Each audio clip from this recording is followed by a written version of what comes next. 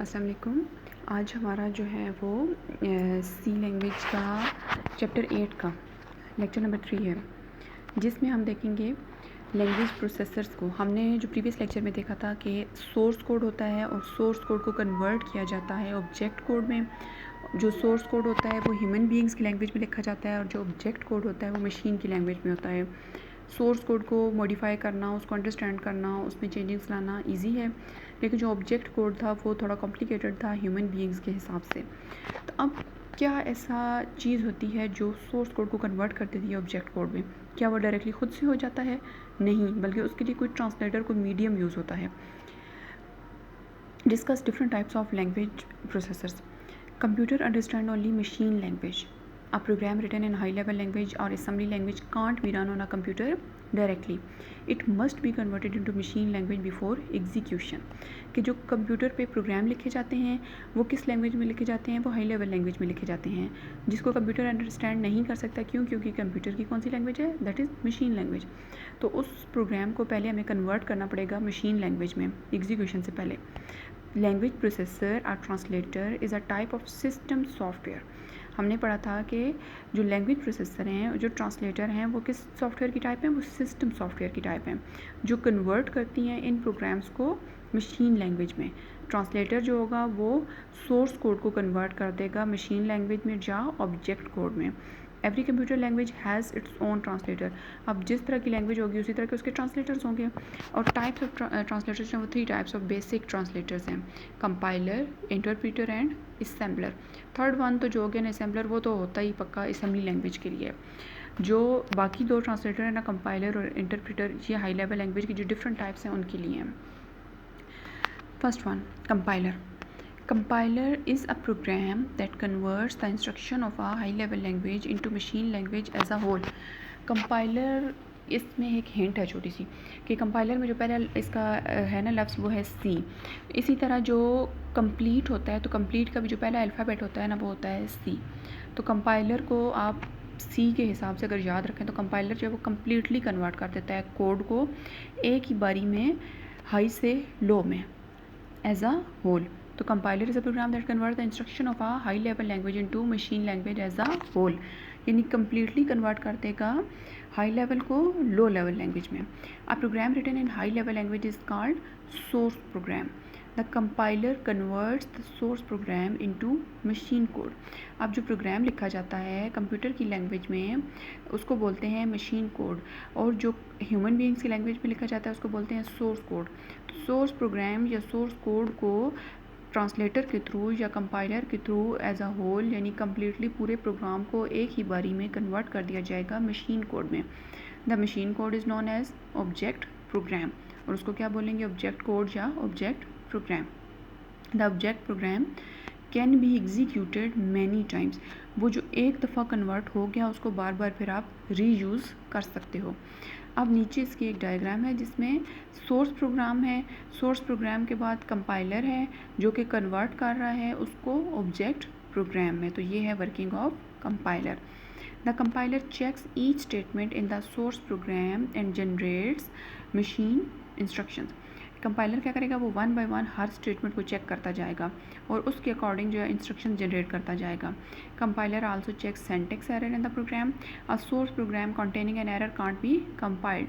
जो प्रोग्राम है, हमने पढ़ा था कि जो हाई लेवल लैंग्वेजेस के कुछ एडवांटेजेस थे उसमें हमने देखा था उसके कैरेक्टरिस्टिक में कि हाई लेवल लैंग्वेजेस में स्टैंडर्डाइज्ड सिंटैक्स होता है. डिफरेंट ऑर्गेनाइजेशन डिफरेंट लैंग्वेजेस के सिंटैक्स डेवलप कर रही हैं.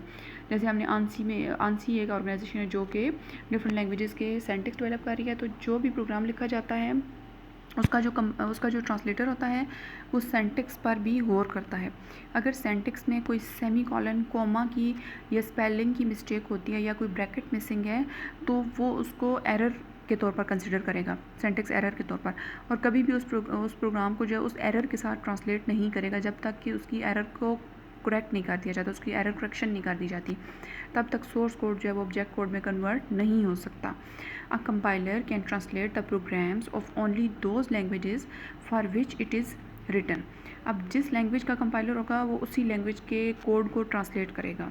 For example, C compiler can translate only those programs that are written in C language के सी के ट्रांसलेटर पे आप जावा का प्रोग्राम या फॉर्ट्रॉन का प्रोग्राम जो है वो रन नहीं करवा सकते। सी लैंग्वेज का कंपाइलर है तो वो सी लैंग्वेज के प्रोग्राम्स को ही कन्वर्ट करेगा।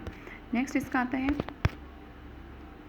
सेकंड, जो इसका कंपाइलर सेकंड टाइप है ट्रांसलेटर की, दैट इज़ इंटरप्रेटर।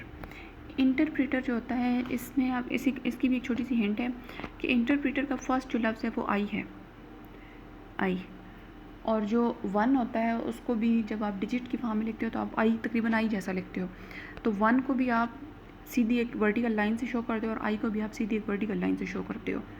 तो इंटरप्रेटर एक ऐसा कन्वर्टर है, एक ऐसा जो है ट्रांसलेटर है जो वन बाय वन जो है स्टेटमेंट को एग्जीक्यूट करता है, लाइन बाय लाइन, एक लाइन को एट अ टाइम जो है वो कन्वर्ट करेगा। पहले जो है अगर 10 लाइंस है ना कोड में, तो 10 लाइंस में से फर्स्ट लाइन को जो है वो पहले हाई से लो में कन्वर्ट किया जाएगा, फिर सेकंड लाइन को हाई से लो में कन्वर्ट किया जाएगा, इस तरह 1 to 1 करते हुए जो है वो 10th जो लाइन होगी उसको कन्वर्ट किया जाएगा।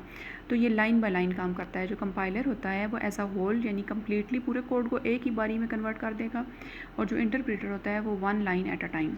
An interpreter is a program that converts one statement of a program into machine at one time. एक वक्त में एक जो स्टेटमेंट होगी उसको कन्वर्ट करेगा। It executes a statement before translating the next statement of the source programme. एक दफ़ा वो पहली स्टेटमेंट को पहले ट्रांसलेट करेगा, फिर उसको एग्जीक्यूट करेगा, उसके बाद जब वो एग्जीक्यूट हो जाएगी तो फिर वो दूसरी लाइन की तरफ जाएगा। If there is an error in the statement, the interpreter stops working and displays the error message. अब इसमें एरर्स को फाइंड आउट करना आसान है क्योंकि जिस लाइन में एरर आएगी उस लाइन पे जो है वो ये अपनी वर्किंग रोक देगा और एरर मैसेज को शो कर देगा। तो और यूज़र जो है फिर उसी लाइन में से फ़ौरन से जो है एरर को फाइंड आउट कर सकता है। कंपाइलर में जो है वो एरर को फाइंड आउट करना थोड़ा मुश्किल है क्योंकि पूरे पेज को आपको देखना पड़ता है कि कहाँ पे एरर है, और इंटरप्रेटर में सिर्फ आप उस लाइन को स्टडी करते हो जिसमें एरर है। The advantage of interpreter over compiler is that an error is found immediately. The programmer can correct the error during program development. अब जो प्रोग्रामर होता है वो साथ साथ जो है वो एरर्स को देखता जाता है और उनको करेक्ट करता जाता है, फ़ौरन से एरर जो होती है वो इमीडिएटली मिल जाती है। डिसएडवांटेज क्या है इंटरप्रेटर का is that it is not very efficient. The interpreter doesn't produce an object program. It converts the instruction into machine language each time it is executed. तो ये एक दफ़ा जो है पूरा कोड आपका कन्वर्ट नहीं कर देता ऑब्जेक्ट प्रोग्राम में, बल्कि ये वन बाय वन इंस्ट्रक्शन को मशीन लैंग्वेज में कन्वर्ट करता जाएगा और साथ साथ वो इंस्ट्रक्शन एग्जीक्यूट होती जाएंगी। अब जो पिछले वाला था ना उसमें एक लाइन थी कि the object program can be executed many times, और इसमें है कि it converts instruction into machine language each time it is executed. जब भी आपने इंस्ट्रक्शन को एग्जीक्यूट करना है आपको हर दफ़ा उसे सोर्स कोड से ऑब्जेक्ट में कन्वर्ट करना पड़ेगा। लेकिन जो कंपाइलर है उसमें एक दफ़ा आपने एक पूरे पेज को अगर कन्वर्ट कर लिया ना ऑब्जेक्ट प्रोग्राम में, तो फिर आपके पास वो चीज़ ऑब्जेक्ट प्रोग्राम की फॉर्म में मौजूद होगी। आपको अगर उस चीज़ को दोबारा यूज़ करना है तो उसको दोबारा ट्रांसलेटर से पास नहीं करवाना पड़ेगा। इंटरप्रेटर में हर दफ़ा हर लाइन को एग्जीक्यूशन के लिए दोबारा से जो है इंटरप्रेटर सोर्स से ऑब्जेक्ट में कन्वर्ट करेगा। तो ये इनमें मेन डिफरेंस भी आ जाता है। बेसिक लैंग्वेज यूजेस इंटरप्रेटर, सी लैंग्वेज जो यूज़ करती है कंपाइलर को, और बेसिक लैंग्वेज जो है beginners all purpose symbolic instruction code language use करती है इंटरप्रेटर को। Third one is assembler. An assembler is a translating program that translates the instruction of assembly language into machine language. तो जो assembler है वो एक ऐसा ट्रांसलेटर है जो किस लैंग्वेज को कन्वर्ट करता है, assembly लैंग्वेज। assembly लैंग्वेज कौन सी है, जिसमें निमोनिक्स होते हैं यानी सैम्बल्स वगैरह होते हैं, तो ये उन सैम्बल्स को या निमोनिक्स को कन्वर्ट करता है मशीन लैंग्वेज में। और कौन सा इसका ट्रांसलेटर है, assembler।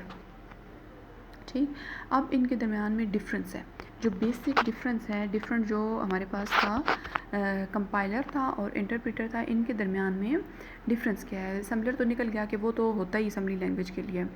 अब कंपाइलर का जो फर्स्ट पॉइंट है, the compiler converts the entire source code into machine code, कि कंपाइलर एक ही बारी में पूरे सोर्स कोड को कन्वर्ट कर देगा मशीन कोड में। जो इंटरप्रेटर है, the interpreter converts one instruction into machine code at a time, कि वो वन स्टेटमेंट को या वन इंस्ट्रक्शन को एक वक्त में कन्वर्ट करेगा सोर्स कोड से मशीन कोड में। सेकंड पॉइंट है कि इट जनरेट्स ऑब्जेक्ट कोड, जो कंपाइलर होता है वो ऑब्जेक्ट कोड जनरेट करता है और जो इंटरप्रेटर है it doesn't generate object code. वो जो उसका पॉइंट था ना कि एक दफ़ा जब उसने कन्वर्ट कर दिया कंपाइलर ने तो वो एग्जीक्यूट उसको करेगा और बाद में अगर उस चीज़ ने दोबारा उसने उसी प्रोग्राम को किसी यूज़र ने यूज़ करना है तो वो जो ऑब्जेक्ट कोड तैयार पड़ा होगा उसको रीयूज़ किया जाएगा। दोबारा से जो है वो कंपाइलर की तरफ नहीं जाया जाएगा कि तुम इसको दोबारा ट्रांसलेट करो। एक दफ़ा उसने चीज़ ट्रांसलेट करके रख दी तो उसको रीयूज़ किया जा सकता है, उस कोड को दोबारा से री एग्जीक्यूट करवाया जा सकता है।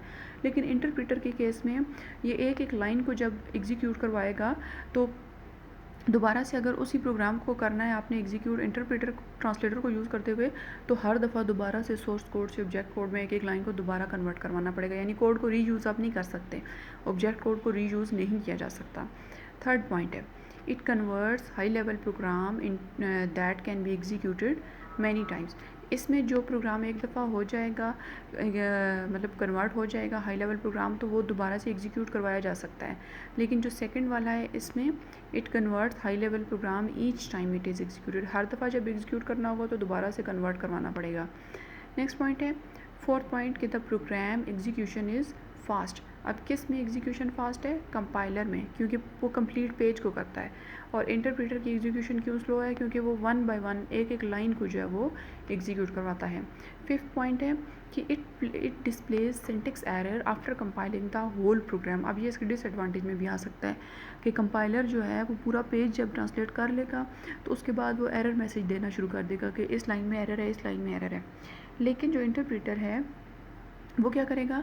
Display the syntax error on each instruction of the program. तो इंटरप्रेटर जिस लाइन में प्रॉब्लम होगी वहाँ पे ही साथ ही एरर मैसेज दे देगा और यूज़र को इजीली पता चल जाएगा कि इस लाइन में ही प्रॉब्लम है, तो यूज़र जो है वो उस लाइन में से जो है वो एरर को फाइंड आउट करके सिंटेक्स को ठीक कर देगा। तो यहाँ तक जो है हमारा आज का लेक्चर एंड होता है। आई होप सो कि इनका तीनों का डिफरेंस क्लियर हो गया होगा। अल्लाह हाफिज़।